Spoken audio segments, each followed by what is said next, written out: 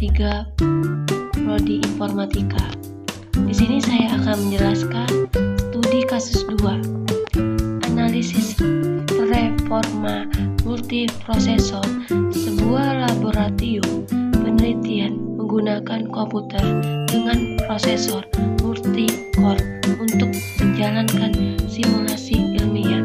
Namun, mereka menemukan bahwa tidak semua core digunakan secara optimal, menyebabkan performa sistem kurang efisien.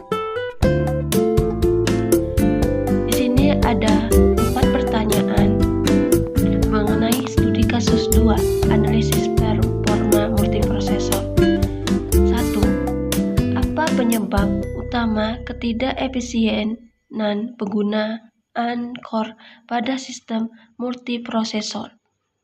2. Jelaskan peran task scheduling dalam memaksimalkan penggunaan semua core. 3.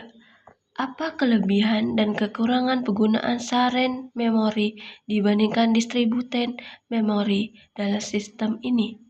4. Jika Anda diberikan anggaran untuk meningkatkan performa sistem, apakah Anda akan menambahkan jumlah core atau meningkatkan kecepatan core? Berikan analisis kompresif. Di sini saya akan menjawabkan pertanyaan dari keempat studi kasus 2 ini. 1. Ketidakefisienan dapat terjadi di berbagai bidang, seperti perusahaan, rantai pasokan, dan sosial. Beberapa penyebab utama ketidakefisienan adalah: 1. Pengelolaan sumber daya yang salah. Kepemimpinan yang buruk dapat menyebabkan pengelolaan sumber daya yang tidak baik sehingga dapat menghambat proses produksi. 2. Perekrutan yang tidak tepat. Jika perusahaan merekrut staf yang tidak memiliki kualifikasi, maka akan terjadi inefisiensi. 3. Kondisi kerja yang buruk. Kondisi kerja yang buruk dapat menyebabkan inefisiensi karena beberapa karyawan mungkin tidak masuk kerja. 4. Komunikasi yang buruk. Komunikasi yang buruk dapat menyebabkan hilangnya informasi, duplikasi pekerjaan, dan kesalahan yang merugikan. 5. Proses yang tidak ketinggalan zaman. Proses yang ketinggalan zaman dapat menghambat produktivitas dan meningkatkan biaya. 6. Alur kerja yang tidak jelas. Alur kerja yang tidak jelas dapat mengganggu alur kerja dan konsistensi. 7. Manajemen inventaris yang tidak efisien. Manajemen inventaris yang tidak efisien dapat menyebabkan peningkatan biaya dan kehabisan stok. 8. Kurangnya stabilitas. Kurangnya stabilitas dapat menyebabkan masalah yang berdampak pada seluruh bisnis. 9. Kurangnya wawasan secara real time. Kurangnya wawasan secara real time dapat menyebabkan masalah yang berdampak pada seluruh bisnis. 2. Penjadwalan atau scheduling. Artikelnya, penjadwalan atau scheduling dilakukan agar proses antrian dapat dilakukan dengan benar dan efisien. Contohnya, proses bot dengan I/O bot. Apabila tidak dilakukan penjadwalan, maka pada saat I/O bisa akan menunggu proses bot terlalu lama. Namun dengan adanya penjadwalan proses bot yang dapat ditahap sebentar agar bisa melakukan I/O, karena I/O relatif lebih cepat diselesaikan dibandingkan proses bot. Ada CPU scheduler memiliki proses pada suatu memori yang sudah siap untuk dijalankan, lalu alokasikan CPU. Berarti proses dijalankan ke salah satu dari mereka. Di sini ada 4. Desisi dari CPU scheduling mungkin terjadi ketika melakukan proses. 1. Berpindah dari berjalan menjadi state menunggu. Berpindah dari berjalan jadi state ready. Berpindah dari menunggu jadi state ready. 4. Keempat, berpindah berhenti. Terdapat beberapa tipe scheduler, yaitu long scheduling, desisi yang berguna untuk menambahkan proses baru ke dalam antrian. Medium scheduling, desisi untuk menambahkan sejumlah proses yang sebagian atau seutuhnya yang ada di dalam memori utama. Short scheduling, desisi untuk menentukan proses mana yang akan dijalankan di dalam CPU. I/O scheduling, desisi untuk menjalankan perintah I/O dengan menggunakan device I/O yang tersedia. Dispenser. Mode dispenser memberikan kendali pada CPU untuk proses yang dipilih dari short scheduler. Hal yang dimaksud seperti saat melakukan switching. Dispenser latency merupakan waktu yang dibutuhkan untuk dispenser memberhentikan suatu proses lalu menjalankan proses lainnya, atau bisa kita kenal sebagai delay. Ada sundering kriteria. Suatu sundering juga mempunyai kriteria atau aturan tersendiri, yaitu CPU utilization menggunakan agar CPU terlihat sibuk sebisa mungkin. Max CPU utilization, ada max throughput, ada min throughput time, ada min waiting time, ada min response time, ada goal of scheduling. Masing-masing sistem memiliki tujuannya tersendiri saat melakukan scheduling. System parents memberikan pembagian CPU yang merata terhadap setiap proses. Policy enforcement dapat menjalankan sesuai kebijakan atau peraturan yang sudah dibuat.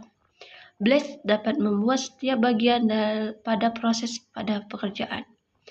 Batch system memaksimalkan throughput, menikmati turnaround time, memaksimalkan CPU utilization.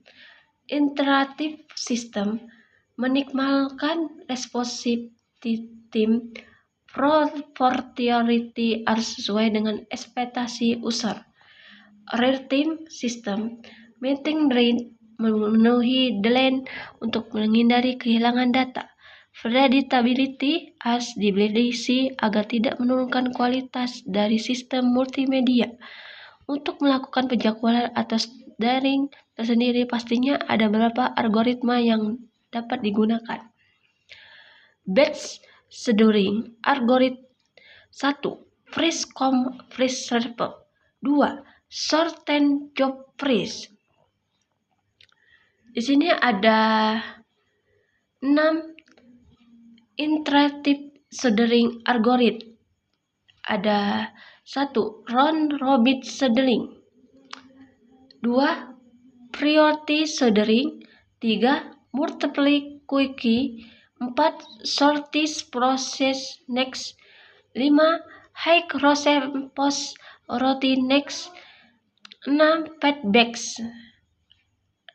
Real-time scheduling untuk memastikan bahwa CPU dapat menjalankan suatu scheduling. Contoh diberikan periode event, dan untuk event IE muncul pada periode PI dan butuh CI waktu untuk diselesaikan, maka scheduling bisa dilakukan apabila terjadi scheduling. Apabila suatu proses diambil oleh suatu kernel, maka kernel tersebut hanya bisa melakukan scheduling pada proses yang ambil tersebut. 4. Analisis menambah jumlah core phase, meningkatkan kecepatan core. Pertimbangan menambah jumlah core. Kelebihannya, meningkatkan kemampuan sistem untuk menjalankan tugas paralel, lebih efektif untuk aplikasi yang dapat diparalelkan dengan baik. Efisiensi energi sering lebih baik dibandingkan meningkatkan kecepatan core. Kekurangan, membutuhkan penyusunan perangkat lunak agar dapat memanfaatkan core tambahan, terbatas oleh hukum. Jika aplikasi memiliki bagian seluler yang signifikasi, penambahan core tidak akan memberikan peningkatan performa besar. Pertimbangan meningkatkan kecepatan core. Kelebihan, meningkatkan performa untuk aplikasi serial dan paralel, terutama jika bagian serial mendominasi. Tidak memerlukan perubahan besar pada perangkat lunak. Kekurangan, konsumsi daya meningkatkan secara signifikan karena hubungan daya dan frekuensi tidak linear. Potensi masalah termar jika pendinginan sistem tidak memadai. Kesimpulan, jika aplikasi paralel tambahan core, jika aplikasi serial tingkatkan docks. Keputusan harus bergantung pada jenis aplikasi dan anggaran. Penyelesaiannya, zona linear awal. Pada awalnya, peningkatan kecepatan crawl memberikan peningkatan performa aplikasi serial secara linear. Hal ini terjadi karena aplikasi serial umumnya menjalankan instruksi satu persatu, sehingga kecepatan dock yang lebih tinggi memungkinkan eksekusi instruksi lebih cepat. Zona penurunan efisiensi. Pada titik tertentu, meningkatkan kecepatan dock mulai menghasilkan peningkatan performa yang semakin kecil. Hal ini disebabkan oleh batasan lain seperti efisiensi arsitektur prosesor, latensi memori, atau pengaruh bottleneck lain dalam sistem.